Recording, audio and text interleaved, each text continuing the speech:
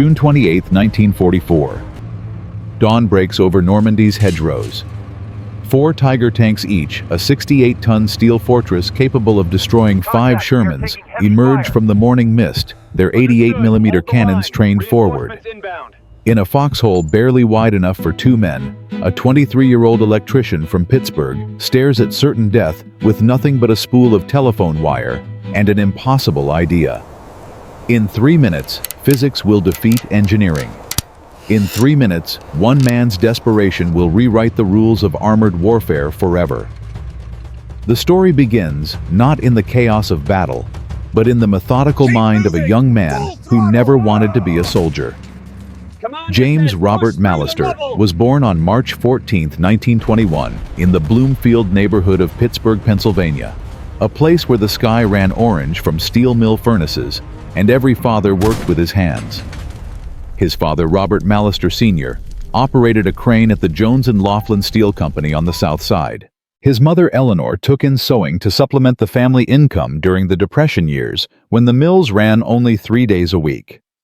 By age 16, James had dropped out of Shenley High School to apprentice with Pittsburgh Electric Company.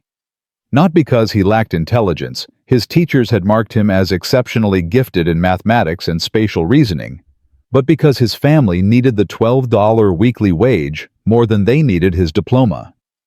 While other boys his age dreamed of baseball diamonds and dance halls, James spent his evenings studying electrical diagrams by candlelight, teaching himself the language of circuits resistance and current flow. His supervisor, a gruff Irish immigrant named Patrick O'Malley, recognized something unusual in the quiet teenager.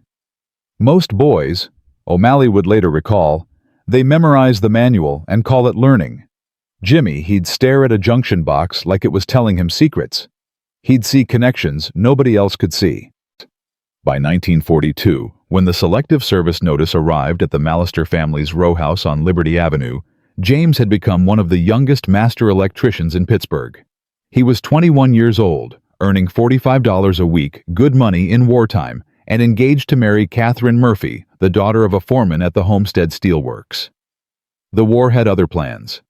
James reported to Fort Dix, New Jersey, on February 3, 1943.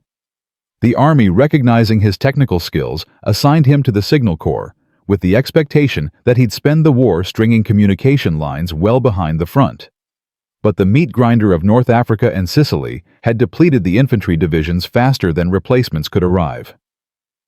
By November 1943, Private James Mallister found himself reassigned to the 29th Infantry Division, the Blue and Gray, as a wireman attached to Company C 116th Infantry Regiment. It was a cruel irony that would save his life and change history.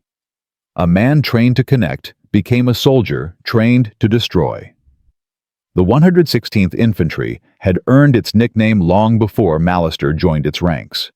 Formed from National Guard units from Virginia and Maryland, the regiment traced its lineage back to Stonewall Jackson's brigade in the Civil War. But by early 1944, most of those original guardsmen were dead or wounded. The 116th that prepared for D-Day at Tidworth Barracks in southern England was a patchwork unit. Farm boys from the Shenandoah Valley dock workers from Baltimore, coal miners from West Virginia, and one electrician from Pittsburgh who kept to himself and wrote letters to Catherine every night. Mallister's bunkmate, Private First Class Raymond Chen, a Chinese-American from San Francisco who'd volunteered despite his family's internment, later described those final weeks before the invasion. Jimmy never talked much about what we were training for. While the rest of us were learning how to storm a beach, he'd be sitting on his bunk sketching. I thought they were drawings of home, maybe his girl. One time I looked over his shoulder. He was drawing tank treads. Just tank treads. Different angles, different perspectives. I asked him why. He said, "Everything breaks Ray. Everything has a weak point. You just have to see it." What Mallister was sketching were not fantasies, but memories. Fragments of technical knowledge acquired through years of studying mechanical systems. In Pittsburgh's industrial heart, he'd learned that every machine, no matter how powerful, was only as strong as its most vulnerable component. A steel mill's massive rollers could be stopped by a single bearing failure. A crane's ton-weight capacity could be defeated by a frayed cable no thicker than a finger. Power, he understood, was always an illusion built on interconnected fragility. This philosophy would be tested on a beach called Omaha, June 6, 1944, 6:31 a.m. Dog Green Sector. The ramp of Landing Craft 605 dropped into chest-deep water. Company C 116th Infantry, including Private Mallister, stepped into what veterans would later call the mouth of hell. German machine guns from the WN-72 Strongpoint opened fire immediately. Of the 32 men who waded ashore from that single landing craft, 19 were dead within 90 seconds. Mallister survived those first minutes by instinct and luck. A German bullet struck his helmet, spinning him sideways into the surf. Half-drowned, ears ringing from the impact, he crawled forward through water, turned pink with blood. The beach was littered with burning tanks, wrecked landing craft, and bodies wearing the same uniform he did.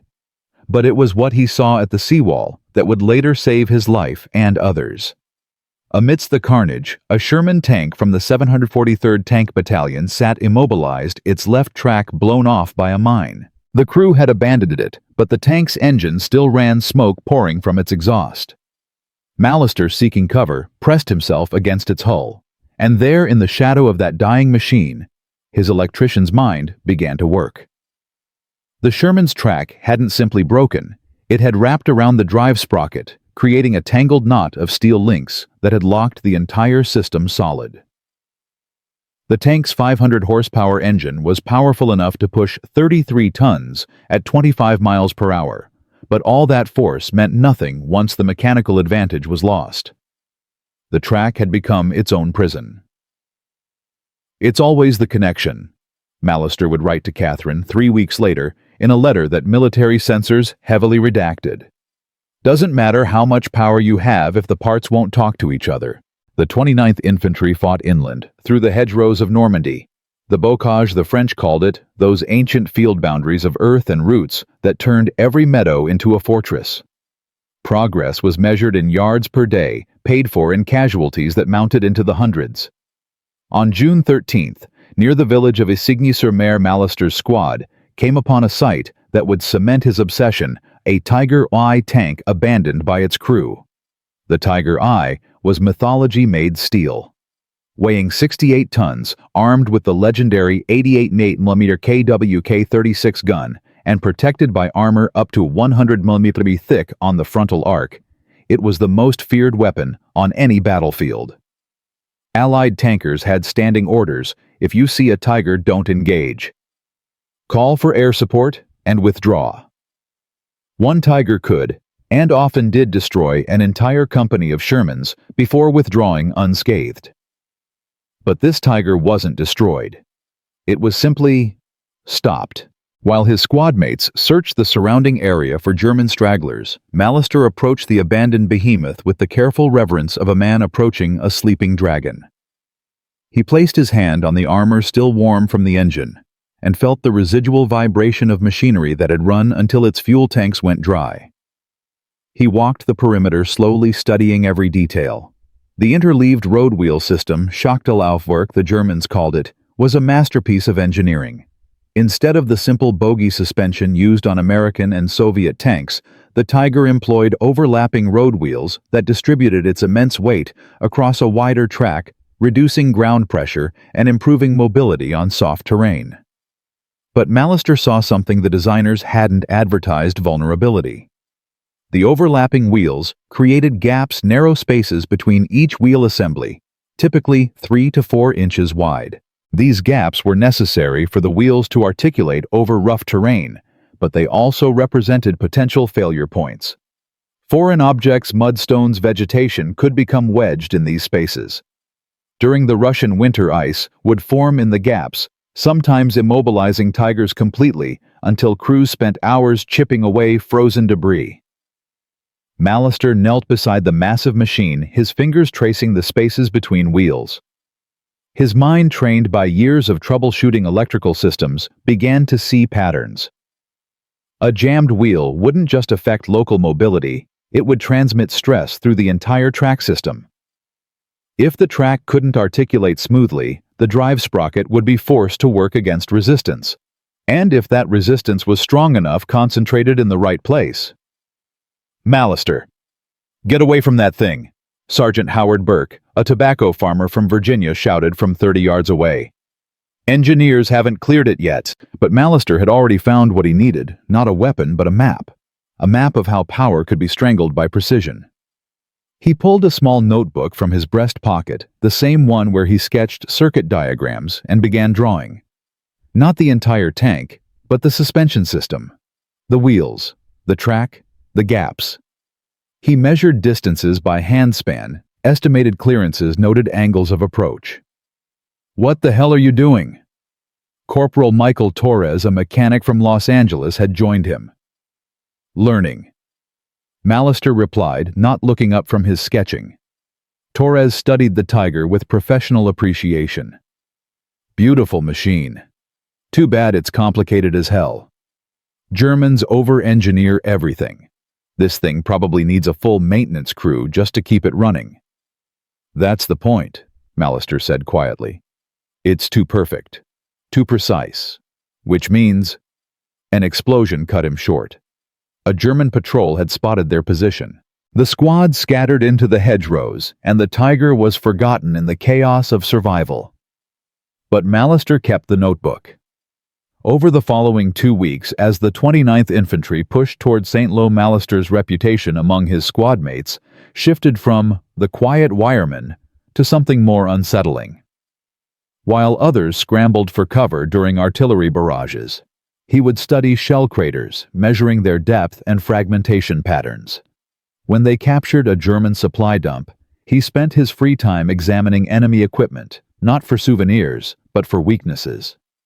Private Chen, his bunkmate, grew worried. "Jimmy, you're starting to freak people out. You don't sleep. You're always calculating." Mallister looked up from his notebook, where he'd been sketching what appeared to be a tangle of wires wrapped around a gear. "Ray, every German tank we face is better than ours. Better armor, better gun, better training. We're losing 3 Shermans for every Tiger kill. The math doesn't work in our favor. So what are you going to do? Invent a superweapon?" "No." Mallister's eyes returned to his sketch. "I'm going to find the thread. Pull it right, and the whole thing unravels." Chen didn't understand then. None of them did. But on June 28, 1944, in a narrow country lane 3 miles southeast of Carentan, James Mallister would get his chance to prove that genius doesn't require firepower, only the willingness to see what everyone else had missed. The 116th Infantry had been fighting for 23 days straight. They were under strength, exhausted, and running low on everything except fear and determination. The hedgerows had become a nightmare of close-quarters combat, where every field was a potential ambush and every shadow held death. And now, according to the spotters, 4 Tiger tanks were moving toward their position through the morning fog. In his foxhole, Mallister reached for his pack and pulled out the one item that had survived the beach landing. The hedgerow fighting, and every miserable night in between, a 300-foot spool of heavy-gauge telephone wire meant for stringing communication lines. He looked at the wire, then at his notebook, then at the narrow lane ahead, bordered by ancient earthen walls too thick for even a tiger to crush. And he began to calculate angles, tensions, and the precise point where 68 tons of German engineering would meet 8 ounces of American ingenuity. The morning mist had begun to lift. Through it, the low rumble of massive engines grew louder. The Tigers were coming. The wire felt heavier than it should have. 300 feet of copper core wrapped in rubber insulation, standard signal core issue weight, approximately 8 pounds. Mallister had carried it across Omaha Beach through 2 weeks of hedgerow hell and into this foxhole that smelled of wet earth and fear. Now he held it in his hands like a rosary, his fingers tracing the coils, while his mind raced through calculations that would either save his squad or condemn them all. "Jimmy." Chen's voice came from his left tight with controlled panic. "Those are Tigers. 4 of them. We've got 2 bazookas, maybe 6 rounds between us, and the Shermans are 2 miles back waiting for the road to clear." Mallister didn't respond. His eyes were fixed on the lane ahead, measuring distances his squadmates couldn't see. The ancient Norman hedgerows rose 12 feet high on either side of the dirt track, their earthen walls reinforced by centuries of root growth. The lane itself ran straight for approximately 200 yards before curving left toward their position. Width, maybe 15 feet at the narrowest point. Maybe. "Mallister, did you hear me? We need to fall back. Now." "Can't." Mallister's voice was flat emotionless, the tone he used when rewiring a junction box with live current. "Battalions strung out behind us. If we pull back, the Tigers punch through, they'll roll up the whole line. 200 men, maybe more." Sergeant Burke crawled over his weathered face, streaked with mud. "Son, I admire your dedication, but we ain't stopping 4 Tigers with small arms. We evacuate to the secondary position, call in artillery, hope they can—" 8 inches. Mallister cut him off. "What?" "The gap. Between the hedgerow walls at the curve. I measured it yesterday when we moved through. 8 inches wider on the left side than the right. A Tiger's 126 inches wide with the tracks. They'll hug the right wall to avoid scraping the left side armor against the roots. Drivers always protect their weak side." Burke stared at him. "How the hell do you know that?" "Because that's what I do." Mallister was already unwinding the wire spool, his hands moving with the practiced efficiency of a man who'd spent 5 years making electrical connections in the dark. "Every tank driver I have watched does the same thing. They protect the side-facing potential ambush. The Tiger has thinner side armor, 80mm versus 100mm front. They'll angle right, which means the left track will run closer to that hedgerow wall." Torres had joined them now, his mechanic's brain starting to follow Mallister's logic.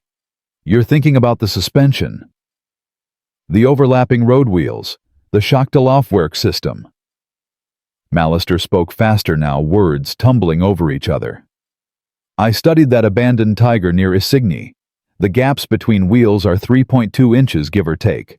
If you get something caught in there, something thin enough to slide into the gap, but strong enough not to snap, it'll wrap around the wheels as they rotate.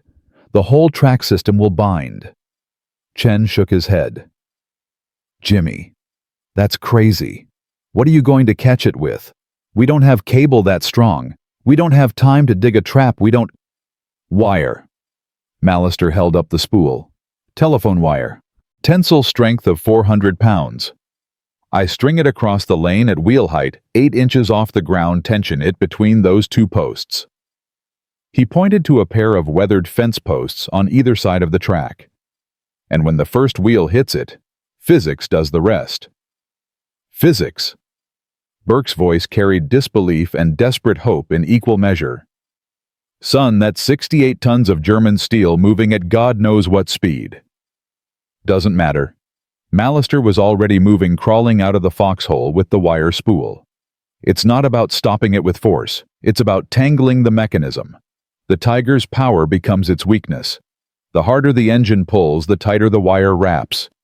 It's like throwing a stick into a fan blade. The fan doesn't care how strong the stick is.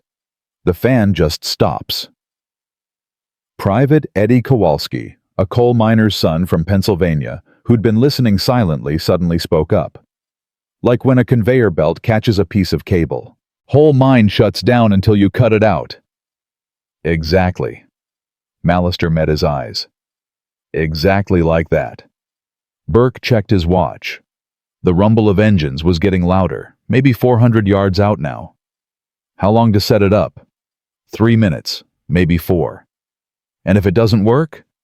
Mallister's hands had already started wrapping the wire around the first post, his fingers moving in the quick, precise patterns of a man who'd connected 1,000 circuits. "Then we die a little faster than we would have anyway." The sergeant made a decision that would later earn him a field promotion and recurring nightmares for the rest of his life. Do it. Everyone else fall back to secondary positions. Cover him. Chen grabbed Mallister's shoulder. Jimmy, I'm not leaving you out there alone. You're not covering me from here. Mallister didn't look up from his work, wrapping the wire in careful loops around the post, testing the tension. I need someone watching the lane, calling distances. And I need someone who can pull me out if this goes wrong. What Mallister didn't say, what he couldn't say, was that his hands were shaking. Not from fear exactly, but from the weight of the equation he was trying to solve. He'd done the math in his head a dozen times since spotting that abandoned tiger. But math on paper and math under fire were different animals. If the wire was too high, it would miss the wheels entirely. Too low, it would get crushed into the mud. Too loose, it would snap. Too tight, it would telegraph its presence to the driver. And if he'd miscalculated the gap width, or the track height, or the wire's elasticity under load, if any of his assumptions were wrong by even a few inches, then he was about to waste the last 3 minutes of his life building a tripwire against an avalanche. He pushed the doubt down and focused on the work. First post secured. He unspooled wire across the lane, keeping low, feeling the morning dew soak through his uniform. The earth here was soft, churned by recent rain, and he could smell it, that rich, dark scent that reminded him of his mother's garden behind their Pittsburgh row house. Catherine used to help his mother plant tomatoes there. They'd planned to have a garden of their own after the war. Focus, he whispered to himself. Just focus on the connection. The second post was older, its wood soft with rot. He wrapped the wire 3 times instead of 2, compensating for the weaker anchor point. The angle had to be perfect, not perpendicular to the lane, but slightly oblique so the wire would catch the forward edge of the wheel assembly and spiral inward rather than slip off. Chen's voice cut through his concentration. Jimmy, 200 yards. I can see them through the mist. Mallister's hands moved faster. He created a slip knot on the final wrap, a trick he'd learned from his father for tensioning crane cables. Pull the free end and the knot would tighten progressively under load, turning the wire into a self-cinching snare. Release the free end, and the trap would collapse, instantly important if the wire broke, and he needed to abort before giving away their position. 150 yards! Chen's voice was higher now. Jesus Christ, Jimmy, they're huge! Through the morning mist, Mallister could see them too. 4 gray shapes emerging like prehistoric beasts, their long 80mm cannons protruding forward like questing snouts. The lead tank's commander stood in the cupola scanning the hedgerows with binoculars. Mallister froze, knowing that any movement now would draw attention. The Tiger's engine note changed pitch. Downshifting, slowing for the curve. Mallister finished the knot and pulled the free end, feeling the wire snap taut between the posts. 8 inches off the ground. He'd measured it 3 times with his handspan, 9 inches from thumb to pinky minus 1 inch for safety margin. The wire was nearly invisible against the dark earth and morning shadow, a thin line of potential energy waiting to become kinetic catastrophe.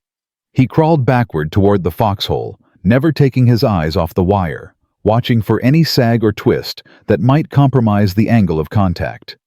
His boot caught on a root, and he went down hard, landing on his chest, the air knocked from his lungs.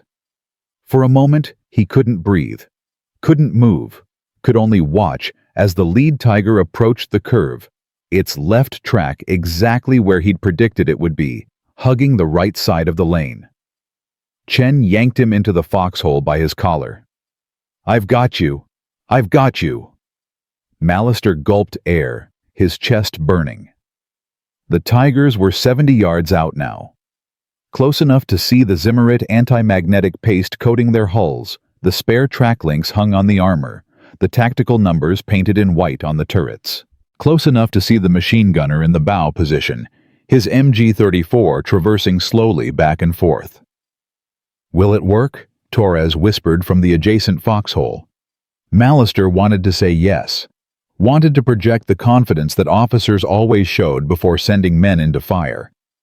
But he was just an electrician from Pittsburgh who'd gotten lucky with observation and desperate with mathematics. "I don't know," he admitted. "I've never done this before." 50 yards. The lead Tiger's driver shifted again, and Mallister could hear the individual sounds. Now the squeal of the track links, the rattle of loose equipment, the high-pitched whine of the transmission. The commander had lowered himself into the turret, buttoning up for potential engagement. Standard procedure. They expected resistance ahead. They had no idea the resistance was already beneath them. "It's too thin," Kowalski muttered. "Wire that thin can't stop something that big. Can't possibly." "Shut up," Burke hissed. "Just shut up and watch." 30 yards. Mallister could see the lead tank's driver now visible through the open hatch, a young face, maybe 19, wearing the black uniform of the Panzer Corps. The driver's hands rested on the dual steering levers, making minute adjustments to keep the Tiger centered in the lane. He looked tired. They all looked tired. The Wehrmacht had been bleeding divisions since D-Day, and these crews had probably been fighting without rest since the invasion began. For a moment, Mallister felt something unexpected sympathy. That German boy was probably conscripted, probably wanted to be anywhere but here, probably had a girl back home who planted tomatoes and waited for letters that might never come. Then he remembered Omaha Beach.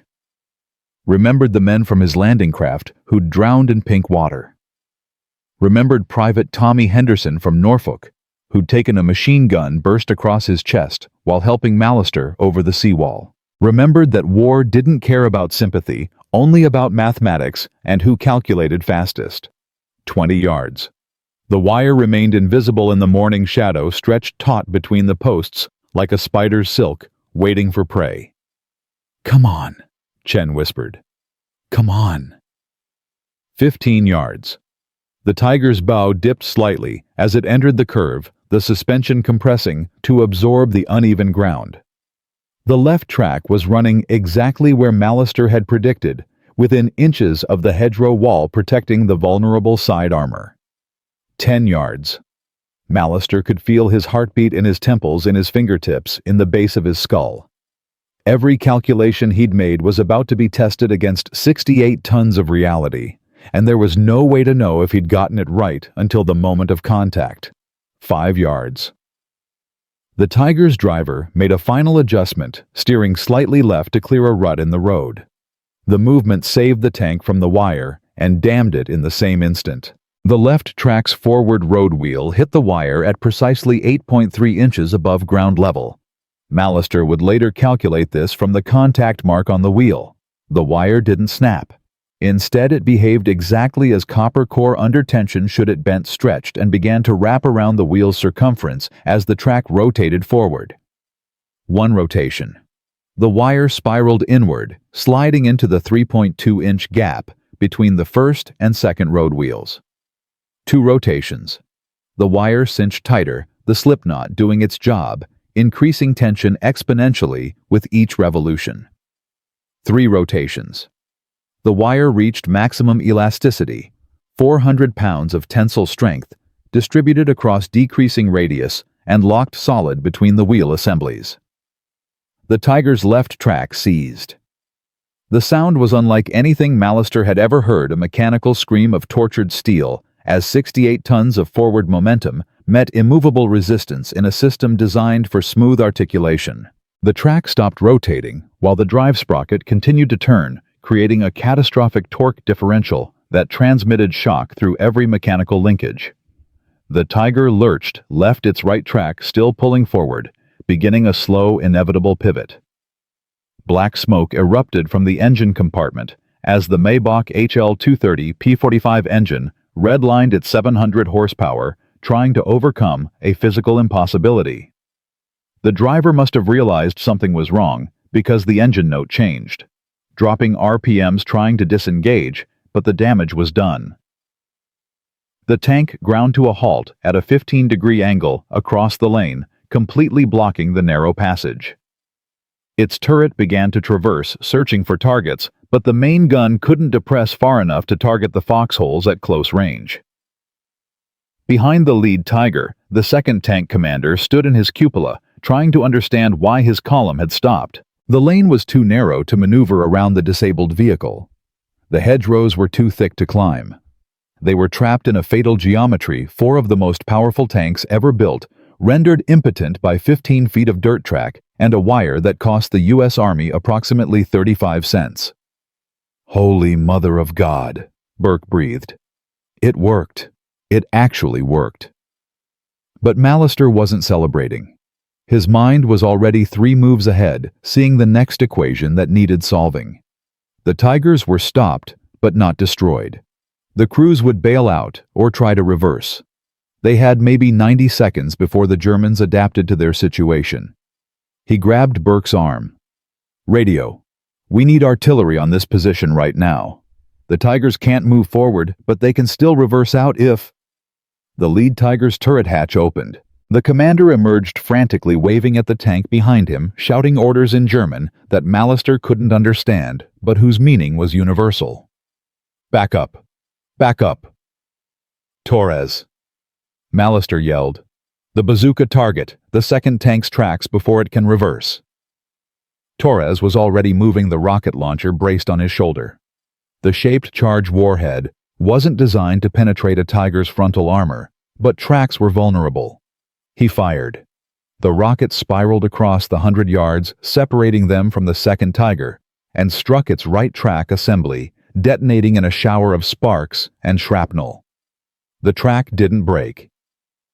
Tiger tracks were remarkably resilient, but the explosion panicked the driver. The tank lurched backward violently, its left track catching on a half-buried root, and suddenly, the second Tiger was slewed sideways, its hull blocking what little space remained in the lane. 4 Tigers. 2 immobilized. 2 trapped behind them. Chen was on the radio now, screaming coordinates to the artillery battery. Fire mission, grid reference." His voice was drowned out by the metallic bang of a hatch opening. The lead Tiger's crew was bailing out 5 men in black uniforms, scrambling away from their trapped vehicle. Burke made a decision. "Let them go. Focus on keeping those tanks bottled up until the guns arrive." It was the right tactical call, and it haunted him forever. Those 5 German tankers vanished into the hedgerows and survived the war. Burke would spend the next 40 years wondering if letting them live had been military necessity or moral weakness, and whether there was any real difference between the two. The artillery arrived 3 minutes later. 155mm shells from the 58th Armored Field Artillery Battalion, firing from positions 2 miles south. The first salvo bracketed the trapped column. The second found the range. High explosive rounds detonated among the Tigers with mathematical precision, not penetrating their armor, but breaking external equipment, destroying periscopes, igniting fuel drums strapped to the hulls. The third and fourth Tigers tried to reverse down the lane, but the narrow passage that had trapped them now became a shooting gallery. American Shermans from the 747th Tank Battalion arrived, taking positions at maximum range and firing deliberately into the Tigers' trapped rear aspects, the weakest armor where even a 75mm Sherman gun could achieve penetration. One Tiger erupted in flames, its ammunition cooking off in a series of explosions that sent its turret sailing 30 feet into the air. Another took a catastrophic hit to its engine compartment, smoke pouring from every hatch and vent. The remaining 2 crews abandoned their vehicles, white flags improvised from undershirts tied to radio antennas. By 7:15 a.m., it was over. 4. Tiger I tanks. Combined production cost of approximately 1.2 million Reichsmarks.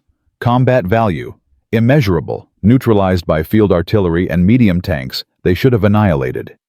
And it all began because an electrician from Pittsburgh had looked at a machine and seen not its strengths, but its binding points. Mallister sat in his foxhole hands, shaking now that the adrenaline was fading, staring at the wire still wrapped around the lead Tiger's wheels. It hadn't snapped. The physics had held. His calculations made in desperation and executed in terror had somehow aligned with reality closely enough to change the outcome of a battle. Chen slid down next to him, offering a canteen. "You saved us. You know that, right? We'd all be dead if you hadn't." "I got lucky." Mallister's voice was hollow. "If the wire had been 2 inches higher, if the driver had steered right instead of left, if the tension had been off by 50 pounds. He looked at Chen with eyes that had seen too much mathematics in a single morning. "Ray, I risked all of us on a theory. On a guess about wheel spacing, I measured by hand from a different tank. But you were right. This time." Mallister drank from the canteen, tasting metal and fear. "What about next time? What happens when some other engineer tries this and the physics don't work out, and men die because someone remembered a story about telephone wire stopping a tiger?" It was the question that would define the rest of the battle and the rest of his life, the burden of being right for the wrong reasons, of surviving through improvisation that couldn't be replicated or standardized or trained, of proving that genius in war was just another word for desperate gambling, where the stakes were measured in heartbeats. Burke approached, carrying something wrapped in cloth. He knelt beside Mallister and unwrapped it, a segment of the telephone wire cut from the tiger's wheel still coiled in the tight spiral of its final moment of tension. "Engineers wanted to study it, wanted to know how it held. I told them you earned a piece of it first." Mallister took the wire, feeling its weight, maybe 4 ounces now, less than a loaded rifle magazine. He thought about all the weight it had stopped, all the momentum it had converted from linear motion to rotational chaos. Physics distilled into a loop of copper and rubber that fit in his palm. "They're talking about a medal," Burke said quietly. "Bronze star, probably. Maybe silver. The colonel's writing it up now." "I don't want a medal." Mallister looked at the wire, then at the burning tanks, then at the faces of his squad mates Kowalski, Torres, Chen, who'd lived through the morning because his mathematics had been accurate enough. "I just want to write Catherine. Tell her I'm still alive. Tell her I'm coming home." But even as he said it, he knew the war had changed the shape of home. Pittsburgh would still be there. The steel mills would still run. Catherine would still be waiting. But the man who'd left that city in February 1943 was gone, replaced by someone who saw killing machines as nothing more than mechanical problems waiting for simple solutions. Someone who'd learned that the line between brilliance and madness was measured in inches of galvanized wire. Burke stood, offered his hand. Mallister took it and rose to his feet, his legs unsteady, his mind already calculating the next problem, the next equation, the next desperate gamble that might keep his friends alive for one more day. Behind them the tigers burned. Ahead the hedgerows waited with their 1,000 hidden angles and fatal geometries. And in his pocket, Mallister carried both the wire and the notebook, where he'd sketched the trap that had worked, a record of the morning when physics defeated engineering, when desperation birthed innovation, and when one man's refusal to accept mathematical inevitability had rewritten the odds of survival for everyone around him. The war would continue. The fighting would get worse. But in that moment, in that narrow Norman lane, with smoke rising into the pale morning sky, James Mallister understood something that no manual could teach, and no training could prepare him for. War wasn't won by the strongest weapons or the bravest soldiers. It was won by the ones who kept thinking. When thinking became unbearable, who kept calculating when calculation seemed pointless, who saw connections that others missed, and had the audacity to believe that understanding could triumph over force. The burned-out tigers sat in the lane for 3 days before recovery teams could reach them. Mallister returned to the site on June 30th, not because anyone ordered him to, but because he needed to see if what had happened was real, or just a fever dream born from exhaustion and terror. The wire was still there, embedded so deeply in the lead tank's road wheels that engineers had given up trying to extract it. They'd simply cut the entire wheel assembly free and loaded it onto a transport truck heading back to England for analysis. Mallister watched them work, saying nothing, his notebook hidden in his jacket pocket, like evidence of a crime he wasn't sure he'd committed. "You, Mallister." A captain he didn't recognize approached mid-30s, wearing the Technical Service Corps insignia. "Captain Richard Hendricks, Ordnance Department. I need to ask you some questions about your improvisation." "It wasn't improvisation." Mallister's response came out sharper than intended. It was applied mechanical theory based on observed structural vulnerabilities in the Schachtel-Aufwerk suspension system. Hendricks blinked. Son, you're an infantry wireman with 6 months of combat experience. Where the hell did you learn to talk like an engineer? Pittsburgh Electric Company, 5 years. I didn't go to college, but I know how things break. Mallister met the captain's eyes. You want to know if it'll work again. That's why you're here. Can it? The question had been eating at Mallister since the smoke cleared. He'd spent 2 sleepless nights running through every variable, every assumption, every point where his calculations could have failed. Depends. The wire has to be the right gauge too thin, and it snaps too thick, and it won't fit the wheel gaps. The tank has to hit it at the right angle. The suspension has to be the overlapping type won't work on a Sherman or a T-34. And you need terrain that forces the tank into a predictable path. So it's situational. Everything's situational. Mallister gestured at the wreckage. But the principle is sound. German armor is over-engineered. Complex systems create multiple failure points. You just have to know where to look. Hendricks pulled out a folded map, spread it across the hood of a Jeep. We're pushing toward St. Lo. Intelligence says the 2nd Panzer Division is moving into position, mostly Panthers, some Tigers. If your wire technique can be standardized, if we can teach other units, you can't. Mallister cut him off. That's what I'm trying to tell you. This wasn't a technique. It was desperation mixed with luck and 5 years of rewiring broken circuits. You can't train that. You can't put it in a manual. Then what good is it? Hendricks's frustration was evident. One lucky trick that only works once. The Germans aren't stupid. They'll adapt. They'll add guards to their lead tanks. They'll sweep for obstacles. They already are. Mallister pointed to the disabled Tigers.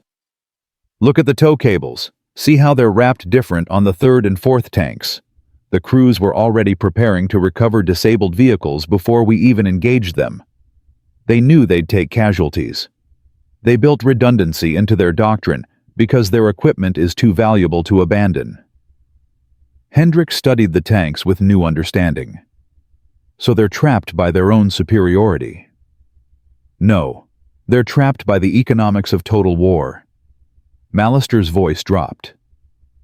A Tiger costs 300,000 Reichsmarks to build, takes 300,000 man-hours to produce. Germany's losing that production capacity faster than they can replace it. Every Tiger they lose is irreplaceable. Every Sherman we lose, we build 3 more the same week. He looked at Hendricks. That's why the wire worked. Not because it was brilliant, but because it exploited the one thing German engineering can't overcome: scarcity. The captain folded his map slowly. You're saying the wire is just a symptom. The real weakness is strategic. The real weakness is that they're trying to win with quality when we're drowning them in quantity. And they can't adapt fast enough.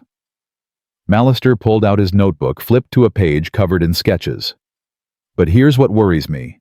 In 3 days, maybe a week, this story reaches regimental level. Some lieutenant thinks he's clever, tries to replicate it with the wrong wire, wrong terrain, wrong tank. Men die. And when it fails, command writes it off as a fluke. And the actual lesson understanding the machine you're fighting gets lost. Hendricks was quiet for a long moment. What would you do if you were in command? I'd ask different questions. Mallister closed his notebook. Not, how do we stop a Tiger, but why are Tigers stoppable? Not, what weapons do we need, but what does the enemy need that we can deny them? Because that wire didn't stop a tank. It stopped a logistics chain. It stopped a production line. It stopped a doctrine built on invincibility. He paused. And the Germans felt that all the way back in Berlin. 3 miles away, in a farmhouse commandeered as battalion headquarters, the story was already mutating beyond recognition. Mallister learned this when Sergeant Burke pulled him aside on July 2nd, his expression somewhere between pride and concern. "You're famous," Burke said flatly. "General Gerhardt himself mentioned you in the division briefing, said you exemplified American ingenuity in the face of superior enemy equipment. The whole regiment knows about the wire trick now. Mallister felt something cold settle in his stomach. That's bad.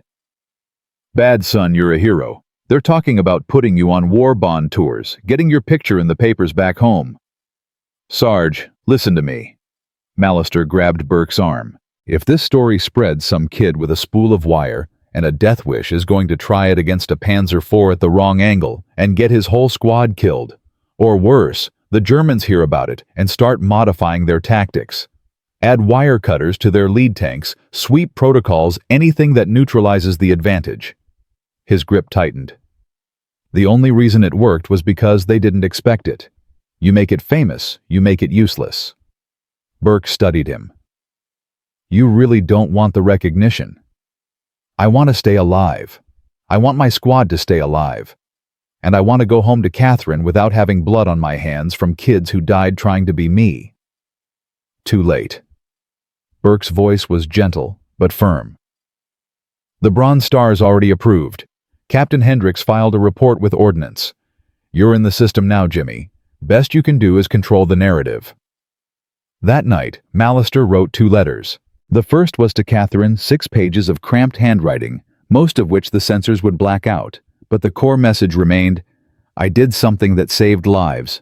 I don't know if I should be proud or terrified that it worked. Sometimes I think the only difference between a hero and a murderer is which side is counting the bodies. The second letter he never sent. It was addressed to no one, or maybe to himself, and it outlined in precise technical detail every assumption he'd made, every calculation, every point of failure he'd risked. He wrote it like a confession, like a man trying to preserve truth before myth consumed it. The letter ended with a single line, the wire stopped 1 tank. Fear of scarcity stopped the other 3. Never forget which mattered more. By July 5th, the story had reached core level, and with it came the inevitable replication attempts.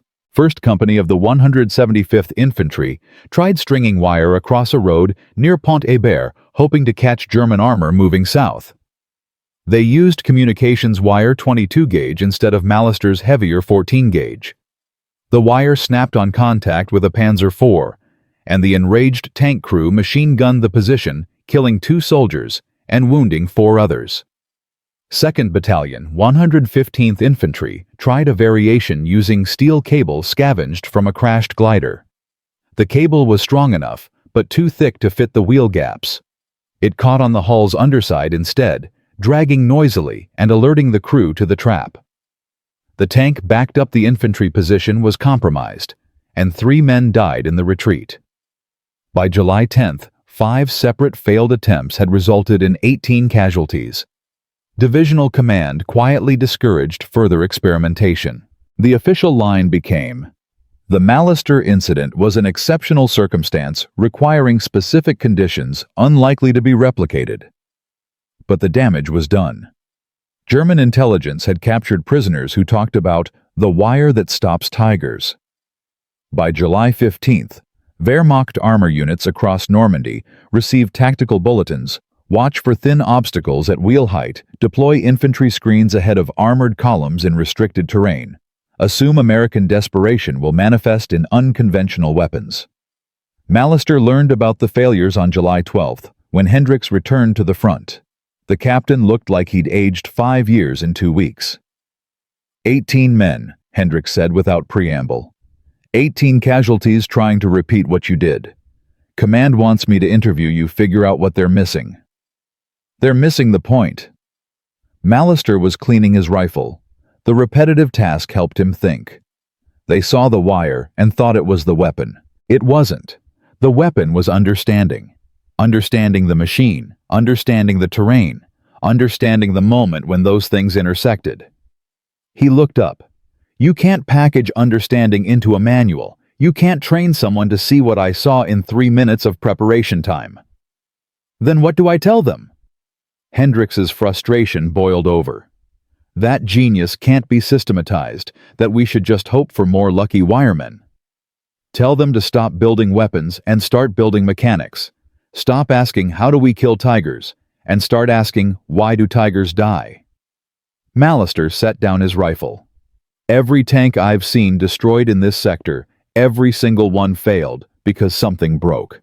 A track link, a wheel bearing, an engine seal.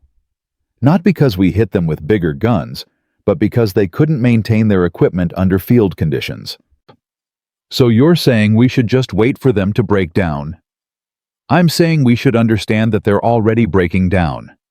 Panzer divisions in Normandy are operating at 40% combat effectiveness because they can't get spare parts through our air interdiction. The Tigers you see are the ones that still work. For every tank we face, there's 2 sitting in a depot somewhere waiting for a replacement transmission that'll never arrive. Mallister's voice grew more intense. The wire didn't win that fight. Logistics won that fight. I just happened to be the point of failure. Hendricks absorbed this slowly. If you're right, if the real battle is logistics, then what you did was prove a concept. Show that German armor has systemic vulnerabilities that don't require superior firepower to exploit. Maybe. Mallister resumed cleaning his rifle. Or maybe I got lucky once and everyone's desperate to believe luck is reproducible. Either way, those 18 casualties are on my conscience now. Men who died because someone thought understanding could be copied. The conversation haunted both men, but for different reasons. Hendricks would spend the rest of the war trying to systematize tactical innovation, creating training programs and technical manuals that captured the spirit, if not the letter, of Mallister's insight. He'd eventually write a classified report titled Asymmetric Responses to Armored Superiority that influenced post-war tank doctrine across NATO. Mallister, meanwhile, carried the weight differently. He started refusing to discuss the Tiger incident with anyone except Chen, and even then, only in whispers after dark, when the weight of survival became unbearable.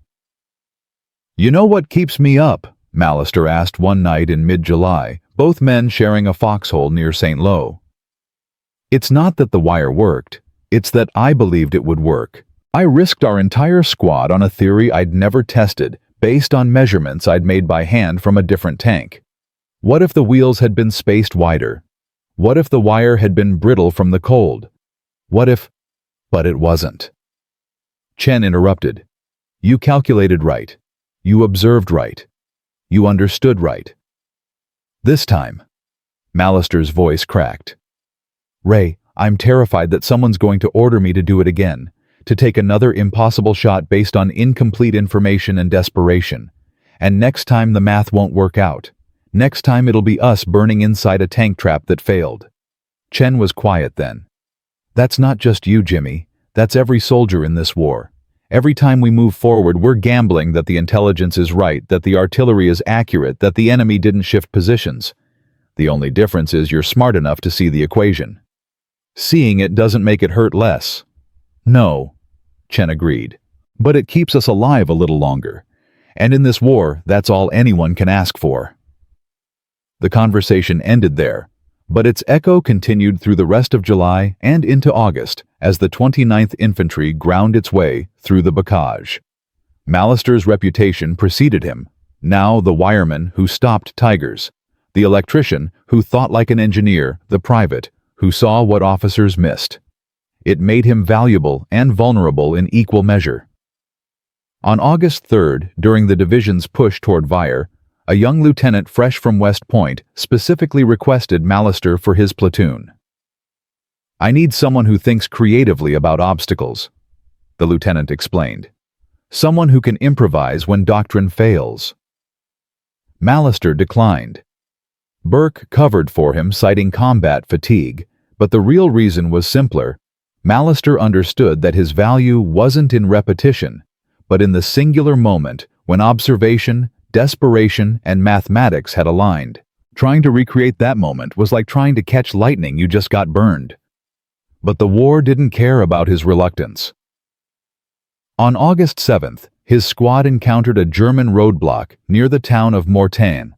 2 Panthers dug in, commanding a crossroads essential to the division's advance. Standard doctrine called for artillery and tank support, but both were committed elsewhere. The battalion commander, desperate to maintain momentum, called forward the wireman. Mallister stood in the command post, staring at the map, feeling the weight of expectation like a physical force. 18 casualties. That number had grown in his mind, become a tally of his responsibility, a debt he couldn't repay. "Can you do it?" The battalion commander, a colonel who'd been promoted 3 times in 6 weeks to replace casualties, asked the question like a man already knowing the answer. Mallister studied the map. The terrain was wrong: open approaches, no natural choke points, multiple sight lines for the Panthers' gunners. The weather was wrong: midday sun, eliminating shadows that might conceal a wire trap. The tanks were wrong. Panthers had different suspension than Tigers, wider wheel spacing, better ground clearance. Everything was wrong except the desperation in the colonel's eyes and the knowledge that men would die either way. "No," Mallister said quietly. "The variables don't align. Wire won't work here. You need artillery or air support. We don't have either for 6 hours. The division can't wait 6 hours. Then the division advances without this crossroads." Mallister met the colonel's stare. "Sir, I'm not a miracle worker. I'm an electrician who got lucky once. Asking me to replicate that luck with the wrong terrain, wrong equipment, wrong circumstances, that's not tactics. That's wishful thinking. And wishful thinking gets men killed." The silence that followed was broken by Burke stepping forward. "Sir Private Mallister is correct. The Mortain position requires conventional assault. I volunteer to lead a flanking maneuver through the eastern approach, bypass the Panthers, attack their supply line, force them to withdraw or get cut off." The colonel considered this, then nodded slowly. "Execute it."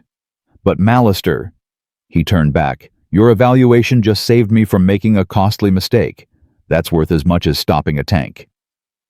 Burke's flanking maneuver succeeded. The Panthers withdrew after their fuel truck was destroyed, leaving the crossroads open. 3 men were wounded in the operation, but none killed. And Mallister learned something more valuable than tactics, that knowing when not to act was its own form of courage, that refusing impossible orders could save more lives than attempting them. But the lesson came with a cost. His refusal to attempt another wire trap marked him differently. Now no longer the miracle worker, but the man who'd peaked, who couldn't reproduce his genius, who'd proven that innovation was random rather than reliable. Some officers respected this honesty. Others saw it as cowardice, as a soldier who'd lost his nerve. Mallister didn't care. He'd made peace with being famous for 3 minutes and ordinary for the rest of his life. The wire that had stopped the Tigers remained a singular event, unreplicable and unstrategic, a moment when physics and desperation had briefly aligned and then diverged forever. By mid-August, as the Allied breakout from Normandy accelerated into the pursuit across France, the Tiger Trap became military folklore, mentioned in after-action reports, discussed in officer training, analyzed by technical experts trying to extract systematic lessons from singular genius. But the man at its center had moved on, focused not on past victories, but on present survival, calculating odds with every step forward, and accepting that sometimes the bravest thing a soldier could do was admit that magic couldn't be commanded, only witnessed. The Bronze Star arrived on August 22, 1944, delivered by a quartermaster corporal who seemed embarrassed to be carrying medals while men were dying a mile away. Mallister accepted it without ceremony, pinned it to his uniform because regulations required it, then tucked it into his pack beneath spare socks and letters from Catherine. The ribbon meant less to him than the knowledge that he'd survived another week. What mattered more was the wire segment Burke had given him, 4 ounces of copper and rubber that had stopped 68 tons of German engineering. Mallister carried it in his breast pocket, not as a trophy, but as a reminder of the fragile mathematics that separated living from dying. Some nights he'd take it out and run his fingers along the spiral, tracing the physics of that morning when everything had aligned correctly. Other nights he'd grip it until his hand ached, using the physical pain to distract from the mental calculation of how many men had died trying to replicate his desperate gamble. By September the 29th, infantry had crossed into Belgium. The bocage was behind them, replaced by open country where armor could maneuver and artillery could observe. The war was supposed to be ending, everyone said so. The Germans were in full retreat. Their logistics shattered their divisions bleeding out across France. Victory by Christmas, the optimists claimed. Mallister didn't believe it. He'd learned to read the war not through proclamations, but through mechanical evidence. The German equipment they captured was running on inferior fuel, patched with salvaged parts, maintained by crews who looked 15 years old or 50. But the machines kept fighting, degraded, desperate, but still lethal. "You're thinking too much again." Chen sat beside him in the back of a truck, carrying them toward the Belgian border. Around them, other soldiers slept or smoked or stared at nothing. "We won. We broke through. Paris is liberated. The war's almost over." The war's not over until their industrial capacity is zero. Mallister was sketching in his notebook again, not tanks this time, but supply lines, production figures, maintenance cycles. "Every tank we destroyed in Normandy has been replaced. Maybe not one for one, maybe with older models or captured equipment, but replaced. The Wehrmacht's running on fumes and willpower, but they're still running." "So what are you saying? That stopping those Tigers didn't matter?" "I'm saying it mattered for that day, that hour, that squad." Mallister closed his notebook. But wars aren't won by individual victories. They're won by collapsing the system that produces victories, and that system is still producing. He was right. The euphoria of August gave way to the grim reality of September and October. Operation Market Garden failed catastrophically at Arnhem. The advance stalled along the Siegfried Line. And as autumn turned to winter, the German army, written off as defeated, began preparing what would become the Ardennes offensive. The 29th Infantry was pulled from the line in early November for rest and refit near the Belgian town of Liège. Mallister used the time to write letters, one every day, to Catherine, others to the families of men from his squad who hadn't made it out of France. He never mentioned the tiger trap in these letters. Instead, he wrote about courage he'd witnessed, about men who'd stayed calm under fire, about small kindnesses that had made the war bearable. The families needed heroes. He gave them truth disguised as comfort. On November 18th, he received a letter that changed everything. It was from Captain Hendricks, now stationed in England with the Technical Services Division. "Private Mallister, your incident has been included in revised armor engagement protocols. The principle has been validated. German heavy armor's mechanical complexity represents a strategic vulnerability that can be exploited through non-conventional means. The wire technique itself has been classified as situational, but your analytical approach is being incorporated into officer training. You should know that tank production data confirms your assessment. German output has fallen 60% since June, while ours has increased 35%. The mathematics you understood intuitively is now doctrine. You saw the war correctly before the generals did. That's worth more than any medal. Hendricks." Mallister read the letter 3 times, feeling something he couldn't name. Vindication, maybe. Or the hollow recognition that being right about war didn't make war any less terrible. He folded the letter and placed it in his pocket next to the wire segment. 2 pieces of evidence that thinking could defeat force if you understood the system correctly. He was still processing this when Chen burst into the barracks on December 16th, his face pale. "It's happening. The Germans are attacking. Entire panzer divisions coming through the Ardennes. They hit the 106th and 28th Infantry this morning. Reports say Tigers, Panthers, everything they've got left." The Battle of the Bulge had begun. The 29th Infantry was rushed south to contain the breakthrough. Mallister's squad found themselves dug in near the town of Monschau, part of the northern shoulder holding against the German advance. The weather was catastrophic fog and snow that grounded Allied aircraft and turned roads into ice channels. German armor that should have been stopped by air power rolled forward through the murk, and suddenly it was June again. Infantrymen in foxholes watching steel monsters emerge from the mist. On December 19th, Mallister's position was hit by a probing attack, 3 Panzer IVs supported by infantry testing the American line. He watched them approach through the snow, their engines laboring in the cold, and felt the familiar calculus begin terrain analysis, mechanical assessment, probability of survival. But this time, he didn't reach for wire. The lesson of Mortain had settled into him permanently. You couldn't force genius. You could only recognize the moment when conditions aligned and then act with absolute commitment. The moment didn't align. Instead, he called artillery coordinates, helped the bazooka team calculate deflection angles for side shots, kept his squad positioned to retreat if the line collapsed. It was boring, methodical warfare, the kind that kept men alive but earned no medals. The panzers withdrew after 20 minutes of shelling. No heroics, no desperate improvisations, just soldiers executing doctrine against an enemy that was running out of fuel faster than ammunition. "You didn't try anything crazy," Torres observed afterward, his voice carrying equal parts relief and curiosity. "Didn't need to." Mallister was already calculating ammunition expenditure versus enemy casualties. "They're not here to break through. They're here to probe, find weak points, preserve their armor for the real push. We just needed to convince them this wasn't a weak point."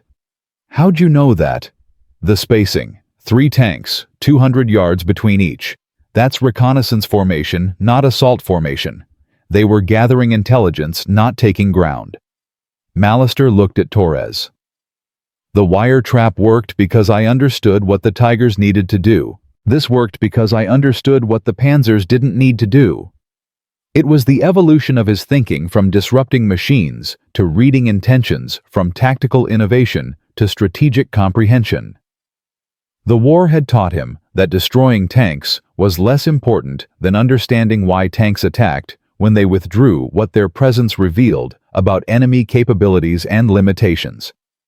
By Christmas, the German offensive had stalled. Not because of any single brilliant defense, but because logistics, that unglamorous arithmetic of fuel and ammunition and spare parts, had finally collapsed beneath the weight of Hitler's desperation. Panzer divisions advanced until their fuel trucks couldn't reach them, then sat immobilized, waiting for supplies that would never arrive. Mallister watched this unfold with the detached recognition of a man who'd seen the equation 6 months earlier. The Tiger Trap hadn't won the war. It had been a symptom of a larger truth. Germany was fighting with equipment it couldn't maintain, replacing losses it couldn't afford, executing offensives it didn't have the resources to sustain.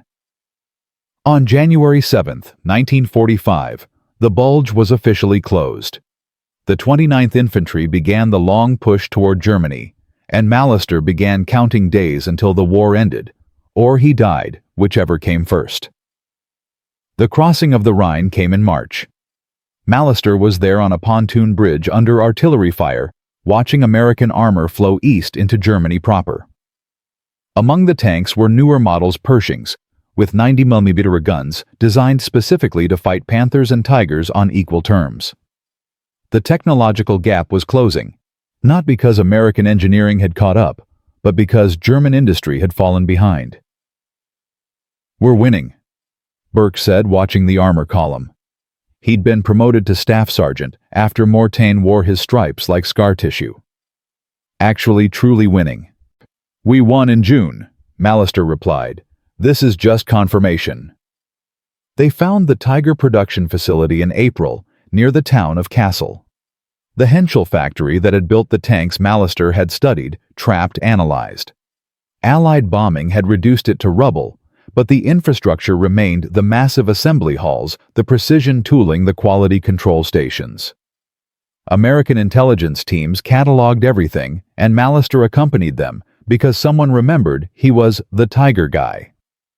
Walking through the destroyed factory felt like examining an autopsy. Every station represented a decision, a calculation, a commitment to excellence that had ultimately become a liability. The Tiger had required 300,000 man-hours to produce because German engineers had refused to compromise, had insisted on perfection when good enough would have sufficed. "They built a masterpiece," one of the intelligence officers observed. Why'd they lose? Because masterpieces don't scale. Mallister stood beside a half-assembled Tiger hull, his hand resting on armor plate that would never be completed. They built the best tank in the world, then couldn't build enough of them. Meanwhile, we built the sixth best tank in the world and made 50,000 of them. He looked at the officer. The wire didn't stop that Tiger because it was clever. It stopped because this factory couldn't replace what they lost fast enough. The intelligence officer nodded slowly, understanding dawning. So every tank they lost mattered more than every tank we lost. Every tank, every spare part, every qualified crew, every liter of fuel. Mallister's voice was quiet. War is addition and subtraction. They started with better numbers in quality. We ended with better numbers in quantity. The math was always going to work out one way. The war in Europe ended on May 8, 1945. Mallister received the news in a requisitioned apartment in Frankfurt, sitting at a table with Chen and Torres and Kowalski, the survivors of Company C, the men who'd been in that Norman hedgerow when physics defeated engineering. They drank captured German schnapps and didn't talk about the war. Instead, they talked about home. Chen was going back to San Francisco to help his family rebuild after internment. Torres had a garage waiting in Los Angeles. Kowalski was taking over his father's mine in Pennsylvania. What about you? Torres asked Mallister. Back to Pittsburgh Electric. Maybe. Mallister stared at his glass. If they'll have me. If I can remember how to fix broken circuits instead of breaking working systems. You saved lives, Jimmy. You know that, right? Mallister thought about the Tigers burning in that Norman lane. Thought about the 18 men who'd died trying to replicate his improvisation. Thought about all the calculations he'd made, all the equations where men became variables and survival became probability. I got lucky, he said finally. And then I got famous for being lucky. And then people died because they thought luck was transferable. He drained his glass. I want to go home and forget how to think about tanks. I want to marry Catherine and wire houses and never calculate another angle of approach as long as I live. But you can't forget. Chen's voice was gentle. That's the price.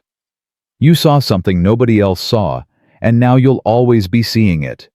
The weak points, the failure modes, the mathematics of survival. He was right. Mallister knew he was right. The war had rewired his brain to see systems as collections of potential failures, to understand that every strength was also a liability, that complexity was vulnerability, dressed up as sophistication. On May 15th, orders came through for redeployment. The 29th Infantry was going home. Mallister packed his gear uniform metals letters and the wire segment that had started everything. He held the wire one last time before tucking it away, feeling its weight, remembering the morning when desperation and mathematics had briefly aligned. The transport ship left from Le Havre on May 23rd. Mallister stood at the rail, watching Europe disappear into the gray Atlantic, and thought about the Tiger factory in Kassel. All that precision, all that excellence reduced to rubble because the system couldn't sustain its own standards. You thinking about the war? Burke appeared beside him, both men silent for a moment. Thinking about what comes after. Mallister turned from the rail. We spent 4 years learning how to break things, how to exploit weaknesses, calculate casualties, measure survival in percentages. How do we unlearn that? We don't. Burke lit a cigarette, offered one to Mallister, who declined. We just learned to apply it differently. You saw how machines failed. Maybe now you see how they work. That's not a curse, that's a skill. Tell that to the men who died copying me. They didn't die copying you. They died because war is random and terrible, and sometimes trying to survive kills you anyway. Burke exhaled smoke into the salt wind. You gave them a chance. That's all any of us can do. Give each other chances and hope the math works out. The ship arrived in New York Harbor on June 4th, 1945, exactly 1 year after D-Day. Mallister walked down the gangplank in a city that hadn't seen war, where the only calculations people made were about groceries and rent, and whether the Yankees would win the pennant. Catherine met him at Penn Station on June 7th. She'd taken the train from Pittsburgh carrying a suitcase and wearing the blue dress from their engagement photos. Mallister saw her through the crowd and felt something crack inside him. The wall he'd built to keep the war contained, to keep the calculations from consuming everything. She didn't ask about medals or battles or the famous wire trap that people were starting to write about in newspapers. She just held him on that platform and whispered, "You're home. You're really home."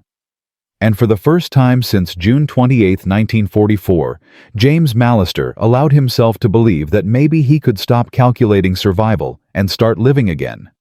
The wire in his pocket was just copper now, just a memory, just evidence that once upon a time, understanding had been enough. But the lesson remained written in rust and blood and the burned-out hulls of tigers that had believed their own invincibility. Complexity is vulnerability. Perfection is fragile.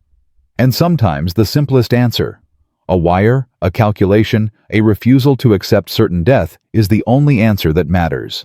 Not because it's brilliant, but because in the mathematics of survival, any solution that works is genius, and any genius that can't be sustained is just expensive failure waiting to happen. The war had ended. The wire had stopped the tigers. And the man who'd understood why would spend the rest of his life trying to forget that understanding was both gift and curse, salvation and burden, the thing that had kept him alive, and the thing that would haunt him until his last breath. Pittsburgh welcomed him home with a parade he didn't want, and a job offer he wasn't sure he deserved. Pittsburgh Electric Company reinstated him at master electrician wages, $52 a week, $7 more than when he'd left.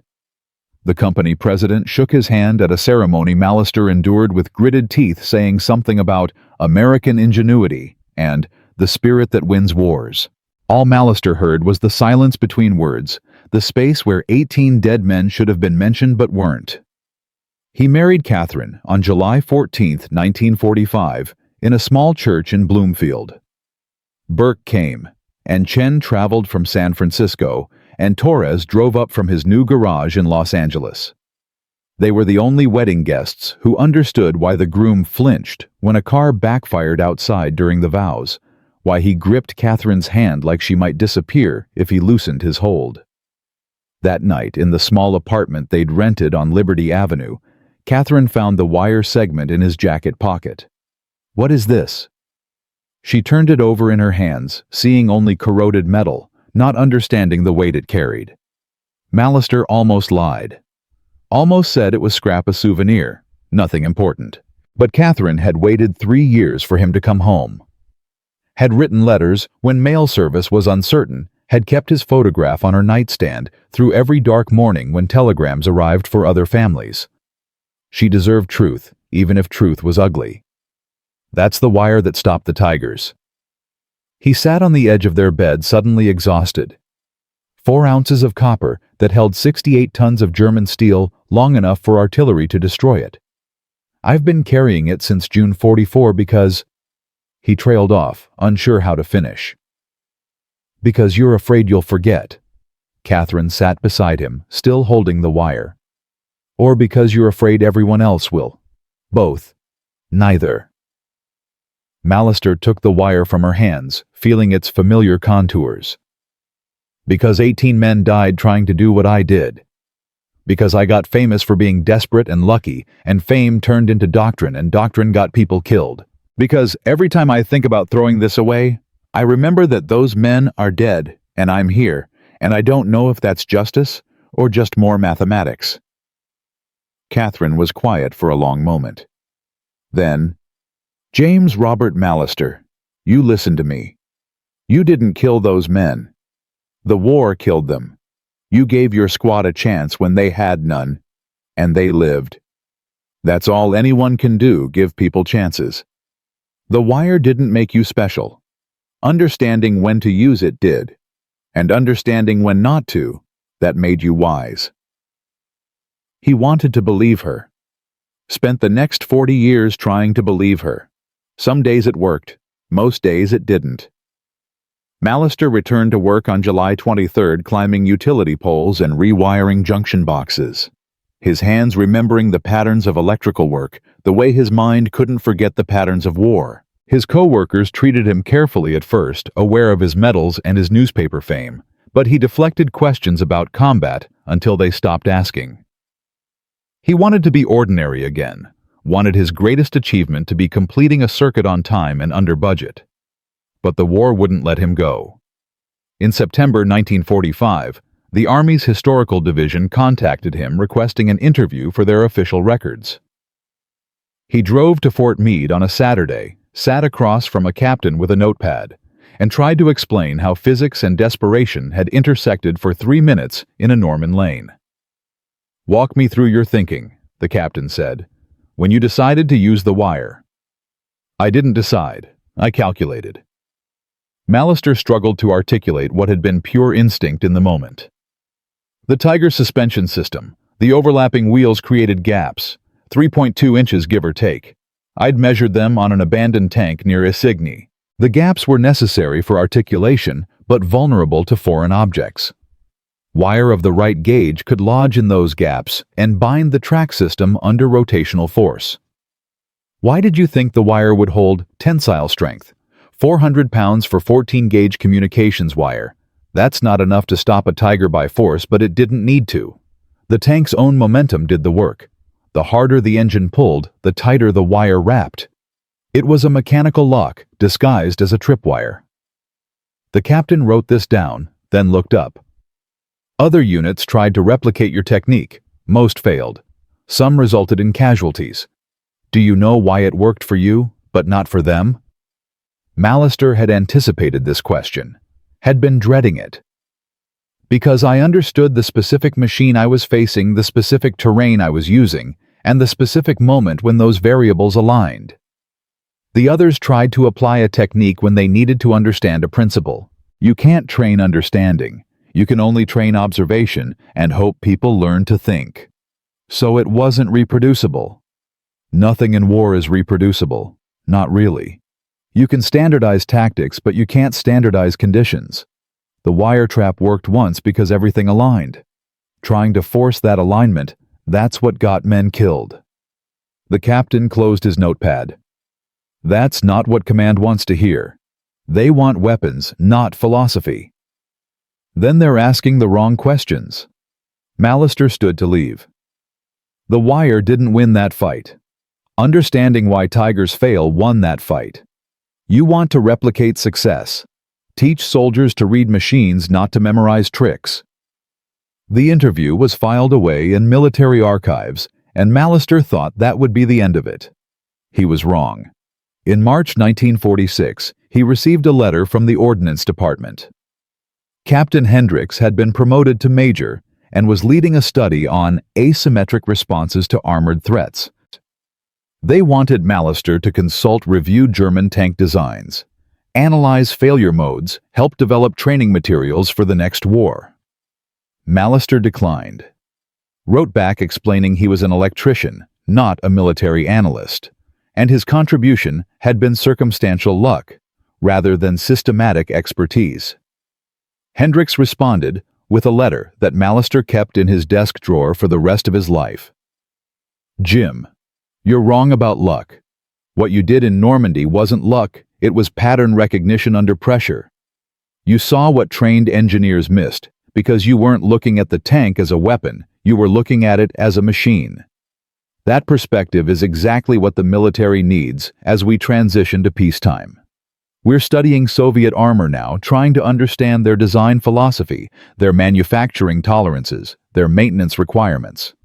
You're thinking the electrician's approach is more valuable than any technical degree. But I understand if you're done with war. Some men need to leave it behind. Others carry it forward. Both are honorable. Hendricks. Mallister never responded, never consulted, never returned to military work. But he kept the letter because it articulated something he'd struggled to understand, that his value hadn't been in stopping one tank, but in seeing differently, in refusing to accept that superior force couldn't be defeated by superior understanding. The years passed. Catherine gave birth to their daughter Eleanor in 1947. Their son Robert arrived in 1950.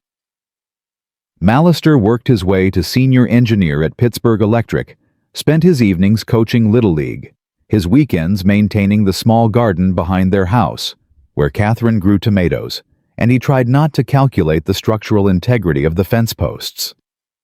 He rarely spoke about the war. When pressed at company dinners or neighborhood barbecues, he'd offer brief sanitized stories. The food was bad, the weather was worse, he'd been lucky to serve with good men. He never mentioned the Tigers, never mentioned the wire, never mentioned the weight of being famous for 3 minutes of desperate calculation. But the wire remained. He'd transferred it from his uniform pocket to his work jacket, then to a drawer in his workshop, then to a small wooden box on his desk. Catherine asked once if he planned to donate it to a museum. He said maybe someday, then forgot to follow through. The truth was, he couldn't let it go, couldn't release the physical evidence that his memory was real, that the mathematics had worked, that for one morning, the impossible had become inevitable through nothing more than observation and wire. In 1963, 18 years after the war ended, a historian from the Army War College found him, young Professor Ernest, working on a book about tactical innovation in World War II. He'd read the after-action reports, interviewed other veterans, tracked down the German tank crews who'd survived that morning. "They remember you," the historian said, sitting in Mallister's workshop while Catherine served coffee. "The German commander Obersturmführer Klaus Fischer, he's alive, living in Munich. I interviewed him last year. He said the wire was brilliant. Said he'd studied it after the war, tried to understand why it worked. He wants to meet you."